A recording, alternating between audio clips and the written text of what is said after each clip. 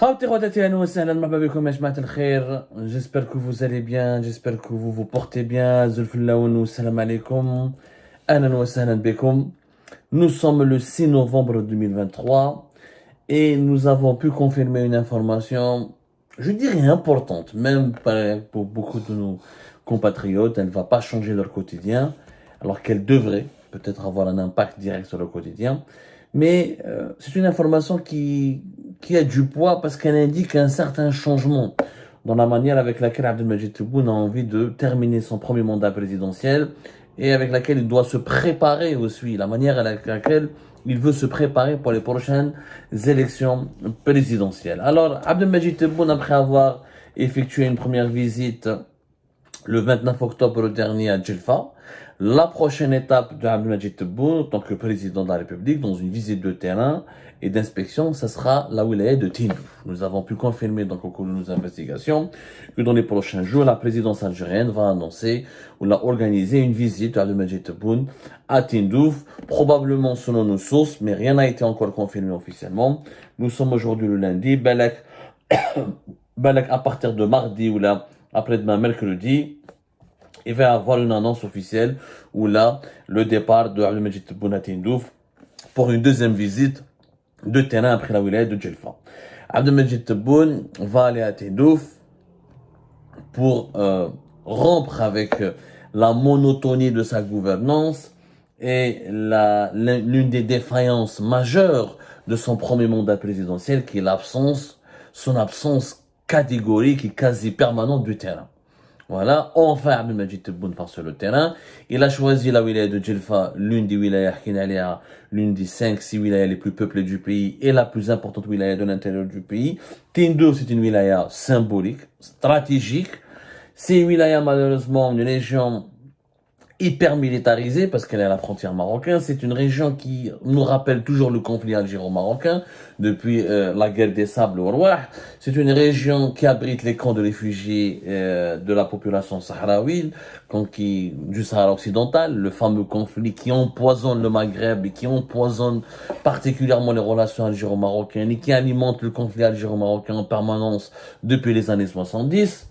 C'est une région aussi importante parce que c'est là où Abdelmadjid Tebboune a voulu lancer l'un de ses projets industriels les plus importants, les plus stratégiques de son mandat. C'est le fameux projet de l'exploitation des mines de fer de Rarj Bilet.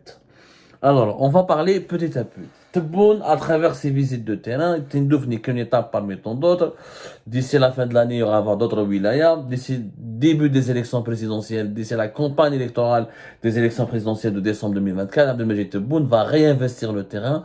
Et Abdelmadjid Tebboune, son objectif maintenant, il est clair, rattraper tout ce qu'il a pu ne pas faire, tout ce qu'il n'a pas pu faire, tout ce qu'il n'a pas fait, ou il a rattrapé tout le temps perdu en 2020, depuis le début de son mandat présidentiel, et corriger cette défaillance majeure qui est son absence sur le terrain. Je rappelle qu'Abdelmadjid Tebboune, 2020, intronisé, va désigner comme président de la République fin décembre 2019. 2020, il y avait la pandémie de la Covid. Le Hirak ne s'était pas arrêté jusqu'au début de la pandémie de la Covid en mars 2020. Ensuite, il est tombé gravement malade. Fin septembre 2020, il chope le coronavirus Covid-19. Octobre 2020, il a été évacué en urgence en Allemagne, où il est hospitalisé jusqu'à fin février 2021. Il s'est pas rétabli parfaitement de sa maladie jusqu'à pratiquement début de l'été 2021. Ensuite, il y a eu la guerre en Ukraine en 2022 et il n'a jamais pu se rendre sur le terrain. Son état de santé ne le permettait pas, sans son agenda. Le Hirak, qui avait repris en février 2021 et qui s'est pas arrêté jusqu'à fin mai 2021. Donc, il y avait Abdelmadjid Tebboune, 2020, 2021 jusqu'à 2023, avait pour seule priorité de consolider son pouvoir à Alger, de construire sa forteresse à Alger, d'éliminer le Hirak, ensuite de revenir en force et de se rétablir après avoir flirté avec la mort à cause du coronavirus Covid-19, ensuite d'imposer son pouvoir au plus haut sommet de l'État algérien et de s'imposer comme le président détenteur réellement du pouvoir en Algérie. Maintenant, là on est en 2023, fin d'année 2023, il veut réinvestir le terrain. Voilà le processus de gouvernance de Tebboune. revenir sur le terrain ou aller sur le terrain. Parce que Majid Tebboune n'est pas allé sur le terrain jusqu'à 2023. C'est une bonne chose que nous saluons et que nous estimons qu'elle était nécessaire. Nous sommes même trop tard. C'est vraiment tard pour un président d'attendre. C'est pas normal d'avoir attendu 4 ans. Au bout de 4 ans, il fallait attendre la dernière année pratiquement de son mandat présidentiel. Nous sommes dans le dernier virage avant les élections présidentielles 2024 pour que le président de la République se rappelle de l'existence d'une population des régions de l'intérieur du pays et de la nécessité d'aller faire des visites de terrain et d'inspection. Le problème de Tebboune, c'est que pendant ces visites, ça ne sert à rien. Si ça sert à rien, c'est préjudiciable et c'est même pas crédible et c'est même ça porte le disque, ça jette le discrédit sur Tebboune et ça le met mal à l'aise et dans la gêne d'aller dans des régions s'il n'y a pas de quoi, ce qu'il faut pour inaugurer. Un président, quand il se déplace dans une région, il est censé inaugurer des infrastructures, lancer des projets, parler lancer un processus de croissance dynamique, de développement dynamique, donner l'impression au moins que sous son règne, sous son égide, le pays se développe. شفنا هنا في الجلفة, voilà, la population algérienne était quand même choquée par certaines images. Planter un arbre, un wali peut le faire. Un ministre de l'Environnement peut le faire. Le déplacement d'un président de la République, d'un chef d'état-major à Djelfa, finalement, a été accompagné par quoi? Mis à part la nouvelle gare ferroviaire et 2 ou 3 nouvelles infrastructures très modestes, dont un centre anti-cancer, c'est pas fameux. C'est-à-dire que Tebboune constate lui-même, commence à constater qu'il lui manque un bilan. Il est en train de faire la pression, d'exercer beaucoup de pression sur son gouvernement, sur les Wali, pour accélérer, pour construire le maximum de projets locaux, afin de s'offrir un bilan. Fidjelva, on est désolé, le barrage vert, ça existe depuis les années 70, c'est pas son idée, ça nécessitait pas vraiment le déplacement du président de la République, une gare ferroviaire, ça crée pas beaucoup d'emplois. Elle est belle, la gare ferroviaire de Djelfa, mais voilà, elle n'est pas non plus exceptionnelle. On aurait aimé, normalement, les années Bouteflika, quand un président se déplaçait, s'il y avait beaucoup de logements distribués, de nouvelles routes, des carrefours, des véritables infrastructures, des zones industrielles, des usines. C'est pas encore le cas avec Tebboune. Peut-être que ça sera le cas. Peut-être que Tebboune va insuffler une dynamique. Ça, on le voit.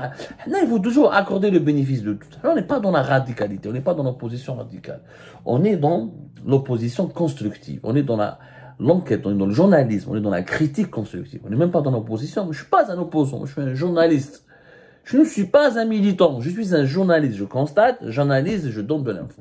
Ce que je constate, c'est que ces visites de terrain, c'est une bonne chose. Enfin, un réveil. Enfin un sursaut, mais il n'y a pas de bilan. Il faut qu'il y ait un bilan. Tebboune ne pourra jamais regagner une crédibilité, redorer son blason, ou retrouver un certain prestige, s'il ne fait pas de la pression, et s'il ne contraint pas son gouvernement à lancer rapidement et à concrétiser de véritables projets. Comme un exemple, Tebboune كان واحد تندوف, واش كاين في تندوف? Combien de logements ADN seront construits? Est-ce qu'il y a une zone industrielle à Tindouf? Est-ce qu'il y a des hôpitaux qui vont être inaugurés à Tindouf? Est-ce qu'il y a une nouvelle ville à Tindouf? Le seul projet, c'est Kharj Bilad. Or, Kharj Bilad est un projet utopique. Tous les économistes les plus sérieux, Igor Lekbele, c'est un projet qui est utopique. Depuis 2021, on parle de Kharj Bilad. Kharj Bilad qui a été lancé officiellement en 2022. Alors, Kharj Bilad, c'est quoi son intérêt? C'est que il y a des réserves importantes effectivement de minerais de fer. On parle d'une capacité de production entre 2 et 3 millions de tonnes de minerais de fer et avec l'objectif d'arriver jusqu'à 40-50 millions de tonnes par an à partir de 2026. Donc ce sera pas pendant le premier mandat présidentiel de Tebboune. Effectivement, il y a plus de 3 milliards de tonnes de réserves, dont 1,7 milliard, presque 2 milliards de minerais de fer qui sont exploitables. C'est un projet ambitieux, effectivement, mais irréaliste et qui n'est pas réalisable sur le plan économique pour une raison simple, c'est que Kharj Bilad, il est très très loin des zones économiques et industrielles de l'Algérie qui sont situées au nord. Et ce projet, pour qu'il soit rentable, pour acheminer le fer qui sera produit à Kharj Bilad jusqu'aux zones industrielles et pour du nord du pays, notamment celle de Erzieux et d'Oran, et pour ensuite pouvoir l'exporter ou le transformer en produits dérivés, ça va coûter hyper cher. Hyper cher.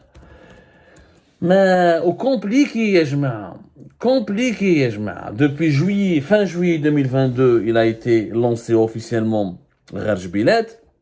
Alors, les Algériens ignorent certaines informations. Pourquoi ce projet tant porté par Tebboune ne lui portera pas beaucoup de bonheur et ne lui permettra pas de s'offrir un bon bilan. Tebboune a malheureusement fait de mauvais choix en pariant sur des méga projets qui ne seront pas... Troller le projet du phosphate à la limite de Tbessa et de Sokaras, qui date depuis l'époque de Bouteflika, je te dis oui. C'est un projet réaliste et réalisable. Parce que Tbessa, Sokaras, c'est pas loin de Hannaba, où il y a une côtière, c'est pas loin de Skikda, qui ont des zones industrielles, où il y a déjà un petit écosystème industriel qu'on peut développer avec des investisseurs étrangers pour développer une véritable filiale du sous-phosphate.